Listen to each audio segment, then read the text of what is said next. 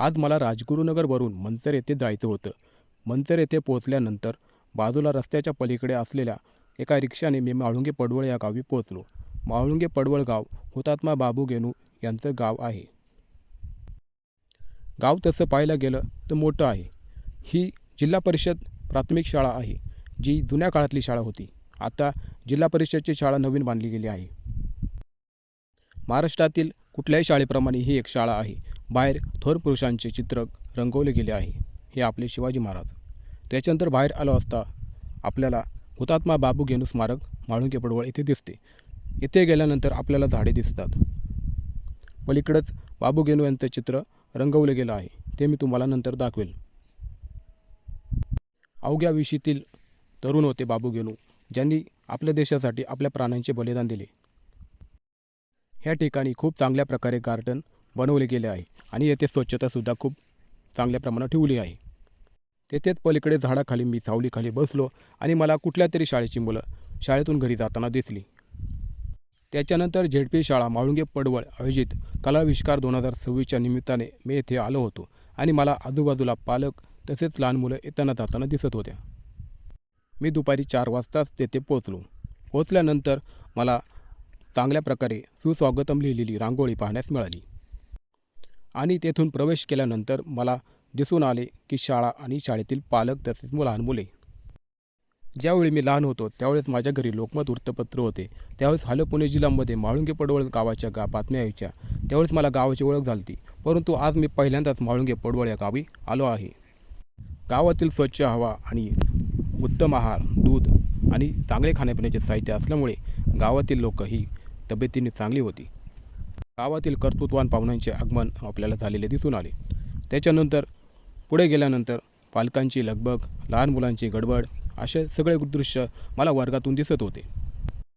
अशा प्रकारचे व्हिडिओ कोणी काढत नाही, कारण आजूबाजूला जी लहान मुले असतात तिथं व्हिडिओ काढू शकत नाही आणि पालकसुद्धा व्हिडिओ काढू शकत नाही. पण मी व्हिडिओ काढण्याचा प्रयत्न याच्यासाठी केला की मोठेपणी ही जी मुलं जेव्हा मोठे होतील तेव्हा ही व्हिडिओ पाहतील आणि यांची दुवा मला लागेल. अजून प्रमुख पाहुणे आले नव्हते, परंतु काही पालक वेळेआधीच येऊन बसले होते. त्याच्यानंतर आपल्याला दिसते छत्रपती शिवाजी महाराज तसेच जिजाऊ आणि सावित्रीबाई फुले यांच्या प्रतिमा, सरस्वतीची सुद्धा प्रतिमा. आता थोड्याच वेळात कार्यक्रम चालू होणार आहे. तर प्रमुख पाहुणेसुद्धा आलेले आहेत आणि शाळेतील लहान मुलेसुद्धा आलेले आहेत. त्यांचे एकत्रित फोटो काढण्याचे काम कॅमेरामन करत आहे. कॅमेरामन हा अतिशय चांगले काम करतो. सगळ्या लोकांचे फोटो काढतो, सगळ्यांचे हावभाव तो टिपतो. अतिशय महत्त्वाचे काम तो करतो. कार्यक्रम अजून सुरू नसला झाल्यामुळे मी गावाच्या बाहेर पडलो. गावाची कमान पाहिली. त्याच्यानंतर म्हणलं परत आतमध्ये यावं. आतमध्ये आल्यानंतर मला लहान मुले पाहायला मिळाली. त्याच्यानंतर मी त्यांचा व्हिडिओ काढला, कारण अजून 5 ते 10 वर्षांनी ही मुले जेव्हा मोठे होतील तेव्हा ती व्हिडिओ आवर्जून पाहतील. ही मुले गावची तरुण पिढी आहे, गावचे भविष्य आहे. यांच्याकडून गावाला खूप काही अपेक्षा आहे. समाजाची ही अपेक्षा आहे की ह्या मुलांकडून आपल्या गावासाठी कुठले तरी चांगले कार्य नक्कीच घडावे. पहा, लहान मुलांचा आनंद चेहरा उसळून वाहत आहे. व्हिडिओ काढणे मला खूप आवडतं, कारण ह्या उद्देशाने आपलीसुद्धा ओळख होते आणि लहान मुलेसुद्धा आनंदित होतात. सगळी लहान मुले अंदाजे वय वर्ष 10 ते 15 ह्या वयोगटातील असू शकतात. तर ज्या लहान मुलांचे व्हिडिओ याच्यात आलेले आहे त्यांच्या पालकांना माझी विनंती आहे की माझे यूट्यूब चॅनल सबस्क्राईब करा, कारण येणाऱ्या काळात मी खूप वेगवेगळ्या विषयावर व्हिडिओ घेऊन येणार आहे. मुलांचे व्हिडिओ काढल्यानंतर कार्यक्रमाचे जे कार्यकर्ते होते, गावातील जे मेन ग्रामस्थ होते, ते खाली बसलेले होते कार्यक्रम पाहत. त्यांचासुद्धा मी व्हिडिओ काढला. त्याच्यानंतर मी गावाच्या बाहेर गेलो आणि परत एकदा हुतात्मा बाबू गेनू यांचं स्मारक पाहण्यासाठी आलो, कारण रात्रीच्या त्या मंद अशा प्रकाशात तेथील नावं मला वाचता येतात. या उद्देशाने मी परत एकदा आलो. आपण पाहू शकता हुतात्मा बाबू गेनू यांचे कशाप्रकारे शिल्प काढलेले आहे आणि ही माहितीसुद्धा आपण स्टॉप करून वाचा. बाबू गेनू अवघ्या 22 वर्षाचा तरुण होता. आजकालची 22 वर्षाची मुलं अजूनही मोठी झालेली वाटत नाही, पण त्या वयात त्यांनी देशासाठी आपले प्राणाचे बलिदान दिले होते. ही माहिती आपल्याला त्यांच्या येथे शिल्पामध्ये लिहिलेलं आहे, ते आपण वाचू शकता. त्याच्यामुळे आपल्याला समजतं की नक्की काय इतिहास आहे. परदेशी कापडांनी भरलेली जो ट्रक होता त्या गाडीखाली बाबू गेनू आडवे झाले. त्याच्यानंतर गाडीवाला म्हणला की मी गाडी चालवणार नाही. त्यावेळेस इंग्रज अधिकाऱ्यांनी स्वतः गाडीत बसले आणि गाडी त्यांच्या अंगावरून घातली. हा प्रसंग खूप अवघड होता त्यावेळेस, कारण एका 22 येथील तरुणांनी आपले प्राणाचे बलिदान दिले होते आणि त्याच म्हाळुंगे पडवळ गावात असल्याने त्यांना अख्खं जग आज ओळखत आहे ह्या गावाच्या नावाने. त्याच्यानंतर मी हनुमान मंदिर गावात असलेलो खालच्या बाजूला तिथे आलो. तिथे आतमध्ये गेलो, मी देवाच्या पाया पडलो, नमस्कार केला. मंदिरासाठी गावातील लोकांनी खूप मोठ्या प्रमाणावर देणगी दिलेली होती. आपण पाहू शकता जुन्या काळातील मंदिर आहे. कशा प्रकारे दगडाचे काम आतमध्ये केले होते. जुन्या काळातील लोक खूप अवघड असे काम सहज करायची. देवाच्या पाया पडल्यानंतर मी बाहेर आलो. गावातील जुनी पिढी बाहेर बसली होती. त्यांच्याकडून मी माहिती जाणून घेतली की हा दगड काय आहे. त्यावेळेस ते म्हटले की गावातील जी तरुण लोक होती त्या काळी ही दगड उचलायची. याचं वजन अंदाजे 125 किलो आहे. हा दगड मी हलवून पाहिला पण मला हलला नाही. मला कळाले की त्यावेळेची लोकं खूप वेगळी होती. त्याच्यानंतर मी परत शाळेत आलो आणि शाळेतील जी पोस्टर पाहिली ती मला खूप आवडली, कारण अशी पोस्टर मी कुठेही पाहिली नव्हती. अतिशय छान प्रकारे रंगवली गेलेली आहे. शाळेतील मुलांना लागणारी प्रत्येक माहिती येथे रंगवली गेली होती. वर्गाच्या बाहेर आल्यानंतर पाहिलं की ग्रामस्थ लोक कार्यक्रम पाहण्यात मग्न होती. त्याच्यानंतर मी शाळेतील ऑफिसमध्ये गेलो आणि मला ही ताब्यांची सिस्टीम खूप आवडली. त्याच्यानंतर थोर क्रांतिकारकांची आणि पुरुषांची चित्रे तेथे लावलेली होती. हुतात्मा बाबू गेनू यांचंसुद्धा चांगलं पोस्टर तिथं लावलं होतं.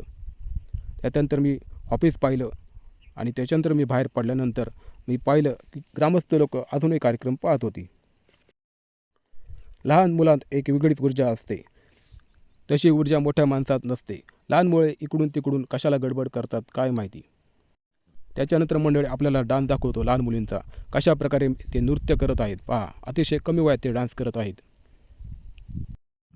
त्याच्यानंतर मी खालच्या बाजूला आलो तर लहान मुलांची परत एकदा गडबड होती. जशी लग्नात लहान मुले इकडून तिकडून विनाकारण पळत असतात त्याप्रमाणे ही गावातील मुले विनाकारण इकडून तिकडून उड्या हाणत होती आणि पळत होती. त्याच्यानंतर मी गावातील ग्रामस्थ पाहिली आणि परत एकदा डान्स पाहण्यास सुरुवात केली. अतिशय कमी वयातील मुलं, त्यांची एनर्जी पहा कशा प्रकारे ते नाचत आहे. हा डान्स मला खूप आवडला. सर्व मुलांचे डान्स ग्रामस्थ लोक आनंदाने कौतुकाने पाहत होती, कारण ते त्यांची मुलं होती. आपली मुले डान्स करत असताना त्यांचे पालक आनंदाने त्या नृत्याचा व्हिडिओ आपल्या मोबाईलमध्ये काढून घेत होती. त्याच्यानंतर मी मागल्या साईडला गेलो होतो. तिथे लहान मुले आनंद घेत होती, ती डान्स करत होती बाजूला. त्याच्यानंतर मी परत एकदा डान्स पाहण्यास आलो शाळेतील मुलांचा.